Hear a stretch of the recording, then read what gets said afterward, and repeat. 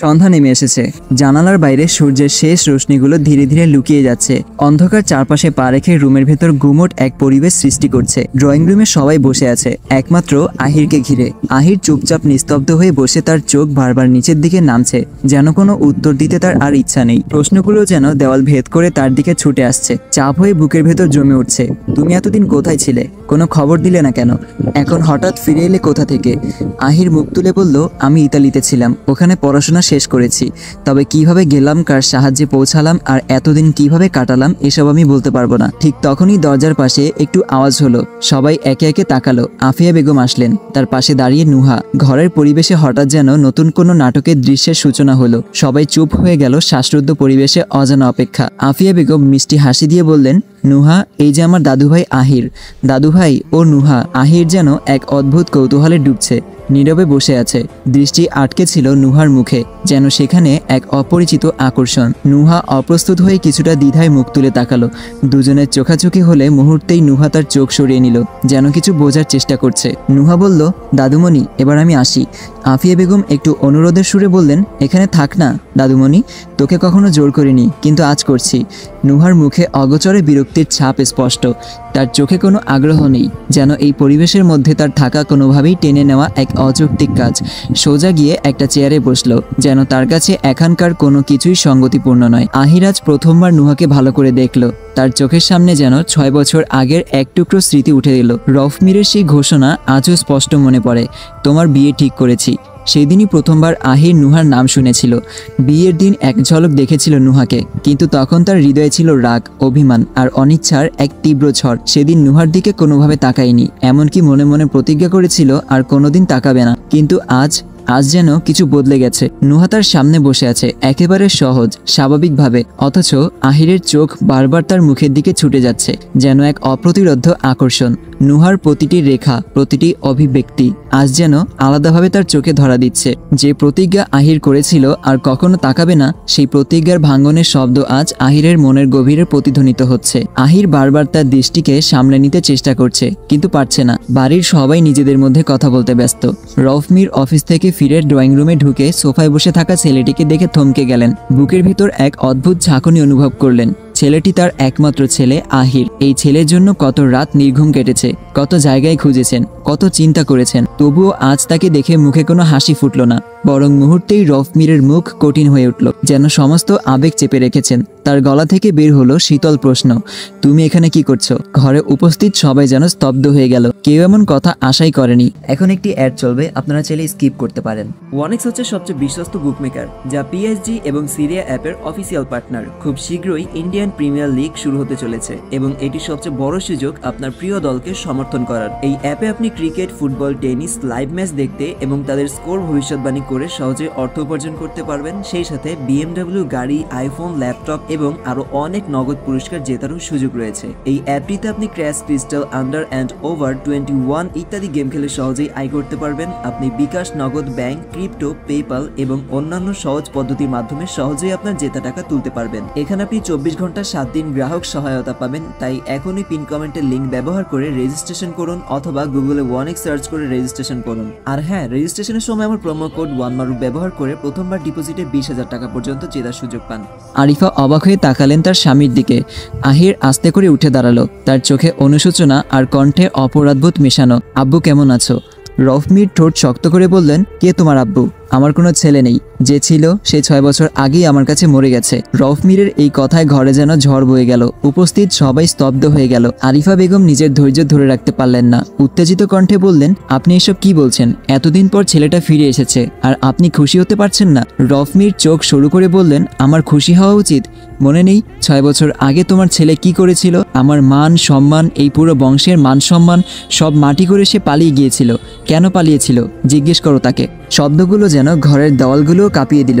সময় থমকে দাঁড়িয়ে গেল। আহির মাথা নিচু করে মাটির দিকে তাকিয়ে বলল, আব্বু, আমি জানি আমি ভুল করেছি, কিন্তু রফমির কটাক্ষ করে হাত তুলে আহিরকে থামিয়ে দিলেন। চুপ, আমি তোমার কথা আর শুনতে চাই না। এই বাড়ি থেকে বেরিয়ে যাও, এই বাড়িতে তোমার কোনো জায়গা নেই। আরিফা বেগম রফ মিরের দিকে তীব্র দৃষ্টিতে তাকিয়ে চিৎকার করে উঠলেন, বেরিয়ে যাবে মানে? ও এই বাড়ির ছেলে, ও কেন বেরিয়ে যাবে? আর কেন ও বাড়ি ছেড়ে গিয়েছিল সেটা আপনি জানেন না? শুধু ওর দোষ খুঁজছেন কেন? আপনি কি কখনো নিজে ভুল কিছু করেননি? রফ মির এক পলক আরিফার দিকে তাকিয়ে তীব্র কটাক্ষে বললেন, ওর কোনো দোষ নেই বলছো? নিজের বিয়ের দিন বউকে ফেলে পালিয়ে যাওয়াটা কি দোষের কিছু নয়? আমি কি ভুল বলেছি? আরিফার কণ্ঠ তখন আরও তীক্ষ্ণ হয়ে উঠল। না, দোষের নয়, কারণ তার বয়স তখন বিয়ের জন্য উপযুক্ত ছিল না। জোর করে আপনার ভাই, আপনার বাপ, আপনারা সবাই মিলে তার ঘাড়ে একটা বোঝা চাপিয়ে দিয়েছিলেন। সে কিভাবে সেটা মানবে? ওই বয়সে সবাই মিলে ওর উপর একটা দায়িত্বের বোঝা চাপিয়ে দিয়েছিলেন, সেটা কি ভুলে গেছেন?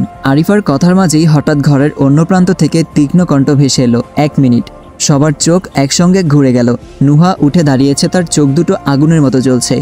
আফিয়া বেগম দ্রুত নুহার হাত ধরে ফিসফিস করে বললেন, নুহা, দাদুমণি শান্ত হ, এখন কিছু বলিস না। নুহা ঠান্ডা কিন্তু দৃঢ়স্বরে বলল, মিসেস মীর, একটু আগে আপনি বোঝা বললেন। বোঝা বলতে যদি আমাকে বুঝিয়ে থাকেন তাহলে একটা কথা আপনাকে মনে করিয়ে দেই। আমার আব্বু কখনোই নিজের ইচ্ছায় বা জোর করে আমাকে আপনার ছেলের গলায় ঝোলায়নি। আর আপনার ছেলের বাড়ি ছাড়ার সিদ্ধান্ত একান্তই তার ছিল। তার যদি এত সমস্যা ছিল তাহলে বিয়ের আগেই পালিয়ে যেতে পারত, সেটা সে করেনি। কিন্তু এত বড় একটা কাজ করে উনি পালিয়ে গেলেন, আর আপনি সেটার জন্য অন্যকে দোষারোপ করছেন। আরিফা রাগ চেপে বললেন, দেখো, এখানে তোমাকে নিয়ে কথা হচ্ছে না, কথা হচ্ছে আমার ছেলেকে নিয়ে, তার নিজের বাড়িতে থাকা বা না থাকার বিষয়ে। ভালো হবে তুমি নিজের কাজ করো, যাও। কথায় কথায় তোমার এই বেয়াদবি দিন দিন সীমা ছাড়িয়ে যাচ্ছে। নুহা তীব্র চোখে আরিফার দিকে তাকিয়ে বলল, কি বললেন আপনি? বেয়াদবি? আফিয়া বেগম তাড়াহুড়ো করে নুহাকে থামালেন। দাদুমণি, আর একটাও কথা নাই, চল তুই আমার সাথে। নুহাকে নিয়ে যেতে যেতে আফিয়া বেগম রফের দিকে ফিরে বললেন, দাদুভাই কোথাও যাবে না, এখানেই থাকবে। এই বিষয় নিয়ে যেন আর একটুও বাড়াবাড়ি না হয়। আমি কিন্তু এখনো বেঁচে আছি রফ। আহির খাটে শুয়ে ছাদের দিকে তাকিয়ে আছে। মনে হচ্ছে যেন তার মাথার ভেতরে কোনো এক গভীর চিন্তা স্রোত বইছে। এক একটি চিন্তা তার মনকে জড়িয়ে ধরছে। পাশেই সালমান হেসে বলে উঠল, আহির, এই নুহা তো পুরাই শাসির রানী। আহির বলল, ঝাঁসির রানী গাধা। হ্যাঁ, আমি তাই বলছি। তুই তা তো চিন্তায় ডুবে আছিস, তোর কানে কিছু ঠিকঠাক পৌঁছায়নি। আহির একটু বিরক্ত মুখে বলল, চিন্তা করলেই কি মানুষের কান খারাপ হয়ে যায়? ঠিক সেই মুহূর্তে দরজার পাশ থেকে ভেসে এলো একটা পরিচিত কণ্ঠ, আহির ভাই। আহির চমকে উঠে দরজার দিকে তাকালো। সেখানেই দাঁড়িয়ে আছে এক লম্বা ফর্সা কাঁচুলি চুলের ছেলেটি, বিশেষভাবে তার নীল চোখগুলো, যা একবার দেখলেই মনে গেঁথে যাওয়ার মতো। আহির তাকে চিনতে এক মুহূর্তও দেরি করলো না। ঈশান? ঈশান মৃদু হেসে বলল, অবশেষে ফিরে আসলে ভাই আমার। আহিরের চোখে এক ঝলক স্মৃতির ঢেউ খেলে গেল। শৈশবের অমূল্য কিছু দিন। কৈশোরের সঙ্গী ছিল ঈশান। দুরন্ত সেই সময় সারা গ্রাম চষে বেড়ানো, কিন্তু সময় তাদের আলাদা করে দিয়েছিল। ঈশান আহিরের ফুফু শেহনাজ মীরের ছেলে, তবে আহিরের নিজের ভাইয়ের থেকেই কম কিছু ছিল না। আহির খাট থেকে নেমে ঈশানকে জড়িয়ে ধরল, কণ্ঠে আনন্দ আর বিস্ময় একসাথে। কোথায় ছিলিস তুই? এসে তো তোকে দেখলাম না। ঈশান মৃদু হেসে বলল, মার্কেট থেকে সোজা দাদুর বাড়িতে গিয়েছিলাম, দাদু ডেকেছিল, সবে ফিরলাম, সরাসরি তোমার কাছে এসেছি। এতক্ষণ চুপচাপ থাকা সালমান হঠাৎ বলে উঠল, আরে তুই? ঈশান সালমানের দিকে তাকিয়ে বিস্মিত হলো। তুই? আহির অবাক হয়ে দুইজনের দিকে তাকালো। তোরা দুইজন একে অপরকে চিনিস নাকি? সালমান আর ঈশান একে অপরকে জড়িয়ে ধরলো। সালমান হালকা কান্না মেশানো গলায় বলল, চিনি মানে? আমরা দুইজন ফেসবুক ফ্রেন্ড, কত দিন ধরে চ্যাট করতাম, আর আজ ফাইনালি দেখা হয়েই গেল। আহির মাথা নেড়ে খাটে বসতে বসতে বলল, নে, লং ডিস্টেন্স রিলেশনশিপের পর তোরা ফাইনালি দেখা করেই ফেললি। রীতিমতো সিনেমার গল্প হয়ে গেল। নুহা খাটের উপরেই বসে বই পড়ছিল, তবে আজ তার মধ্যে পড়াশোনার প্রতি আগ্রহের কোনো সুর ছিল না। অনার্স ফাইনাল ইয়ারের পরীক্ষা এসে দাঁড়িয়েছে, অথচ মনে হচ্ছিল সে এক অদ্ভুত বোধের মধ্যে ডুবে আছে। মনের গভীরে কোথাও হঠাৎ এক বৃষ্টির মতো কিছু স্মৃতি ঝরে পড়ছিল। একে একে যেন পুরনো কোনো সময়ের সুর কানে ভেসে আসছিল। আজ বিশেষভাবে নুহার আব্বু আর আম্মুর কথা খুব মনে পড়ছে। একটা স্মৃতি যেন আবার ফিরে এলো খুব কাছে। ছোটবেলায় আব্বু বলেছিল সে তাকে দাদুর বাড়ি নিয়ে যাবে। নুহার ছোটবেলা কাটিয়েছিল শুধু তার আব্বুর মুখে দাদুর বাড়ির গল্প শুনে। কিন্তু সেই বাড়ি কোথায় ছিল? সেই পরিবার যার সম্পর্কে সে বহুবার শুনেছে, তা নুহা কোনোদিন জানতে পারেনি। তার আব্বু ফায়াজ মীর কখনোই খোলামেলা হয়ে সে বাড়ি নিয়ে কিছু বলতেন না। নুহা জানতো তার আব্বু এবং তার বড় ভাইয়ের মধ্যে দ্বন্দ্বের কারণে ফায়াজ ঘর ছেড়ে চলে গিয়েছিলেন, আর তারপর থেকে পরিবারের সাথে কোনো যোগাযোগ রাখেননি। তবে ফায়াজ মীর অবিবাহিত ছিলেন। নুহার বয়স তখন 15। একদিন হঠাৎ ফায়াজ বলল সে নুহার দাদুর বাড়ি যাচ্ছে, কারণ দাদু অসুস্থ। নুহার খুব ইচ্ছা ছিল তার সাথে যাওয়ার, কিন্তু এসএসসি পরীক্ষার জন্য যেতে পারেনি। তবে কিছুক্ষণ পর যখন সে প্রথমবারের মতো দাদুর বাড়ি যাওয়ার সুযোগ পেল, তার মনে ছিল অজস্র আনন্দ, অদম্য কৌতূহল। কারণ জীবনের প্রথমবারের মতো সে নিজের চোখে দাদুর বাড়ি দেখতে পাবে, দাদুর সাথে দেখা করতে পারবে। কিন্তু আজ একান্তে নুহা ভাবতে পারে সেই সিদ্ধান্ত যে তার জীবনের প্রথম জটিলতা স্ফুরণ ঘটাবে তা সে কখনোই ভাবেনি। তার পরের দিনগুলো নুহার জীবনে এক অমীমাংসিত গল্প হয়ে দাঁড়িয়েছে, যেটি আজও পূর্ণতা পায়নি। নুহার চোখে অঝরে পানি ভরে উঠল, তার অশ্রু যেন একে একে মনের গহীনে বয়ে যাচ্ছে। নুহা নিজেকে কিছুটা শান্ত করার চেষ্টা করলো, কিন্তু মনের গভীরে যে সেসব স্মৃতি ঘুরপাক খাচ্ছিল তা থামানো সহজ ছিল না। তবে শেষ পর্যন্ত সে নিজের পড়াশোনার দিকে মনোযোগ দিতে চেষ্টা করলো। রাত তখন প্রায় 12টা, তবে আহিরের চোখে ঘুম নেই। বিছানায় শুয়ে শুয়ে তার মনের ভেতরে ভেতরে অস্থিরতা কাজ করছিল। সময় যেন তাকে ঘুরিয়ে ফিরিয়ে এমন কোনো কিছু সামনে এনে দাঁড় করিয়ে রেখেছে যা ঠিকঠাক জায়গায় বসছিল না। এই কয়েক বছরে পরিস্থিতি অনেক বদলেছে, আর আহির ভালো করেই বুঝতেই পারছে সেই পরিবর্তনের গভীরতা। হঠাৎ করেই আহির বিছানায় আর থাকতে পারল না। ঘর থেকে বেরিয়ে করিডোরে পা বাড়ালো, মনে অদ্ভুত এক অস্থিরতা। চোখের সামনে সবকিছু যেন ঝাপসা হয়ে যাচ্ছে, সবকিছু অজানা, অদেখা কিছু একটা তাকে তাড়া করছে। হাঁটতে হাঁটতে এক সময় একটি ঘরের সামনে এসে থেমে গেল। দরজা খোলা, অল্প আলো ছড়িয়ে পড়েছে ভেতরে, তবে ভেতর থেকে কোনো শব্দ আসছিল না। অল্প সময় আহিরের বুঝতে দেরি হলো না এটা তার ঘর, কিন্তু কে থাকে এখানে? এর প্রশ্নের উত্তর তার মনের মধ্যে ঘুরছিল। কৌতূহল তাকে তাড়িত করছিল, যেন অজানা কিছু তাকে ডাকছে, যেন একটি অব্যক্ত গল্প তাকে অনুসরণ করছে। এক মুহূর্তে সে সিদ্ধান্ত নিল ভেতরে যাবে। ধীরে ধীরে সে পা বাড়ালো। ঘরের দরজার কাছে পৌঁছতে তার কিছুটা সংকোচ অনুভূত হলো। তারপরও অনেক ভাবনা চিন্তা শেষে সে পা বাড়িয়ে ঘরের ভেতরে প্রবেশ করলো। ঘরের মধ্যে একটা নিস্তব্ধতা। চোখ পড়ে ঘরের মাঝখানে থাকা নুহার দিকে। বিছানায় এলোমেলোভাবে শুয়ে আছে, তার পাশে বইগুলো ছড়িয়ে ছিটিয়ে, আর হাতে একটা ফ্রেম আঁকড়ে ধরে শুয়ে রয়েছে। আহির আস্তে করে ফ্রেমটা হাতে তুলে নিল। তার চোখে ভেসে উঠল এটা নুহার আব্বু আম্মুর ছবি। হঠাৎ এক আশ্চর্য চিন্তা তার মনের মধ্যে আসলো। কেন নুহা ছবি নিয়ে শুয়ে আছে? তার আব্বু আম্মু কোথায়? তারা কি এই বাড়িতে থাকেন না? আহির তো আসার পর তাদের দেখেননি।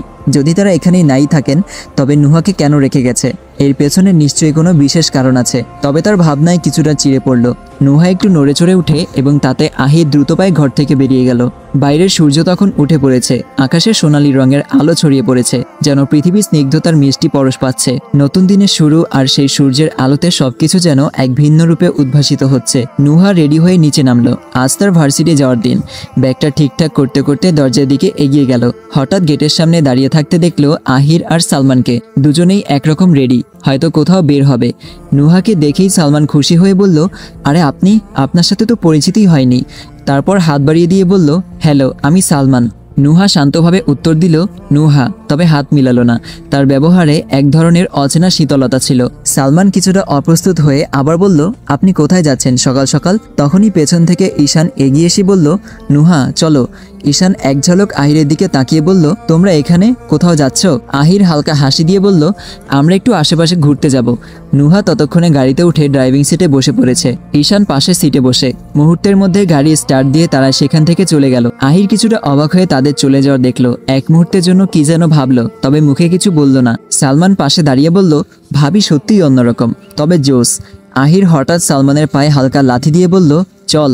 সালমান আহা বলে একটু কাতর গলায় বলল, কই যাব? আহির হাঁটতে হাঁটতে শান্তভাবে বলল, আমার এক্সের সাথে দেখা করতে যাব। বউ যখন বিয়ে করেনি তখন এক্সও সিঙ্গেল থাকতে পারে। সালমান থতমত খেয়ে তার পেছন পেছন হাঁটতে লাগলো। আসসালামু আলাইকুম, আজকের পর্বটা এখানে শেষ করছি।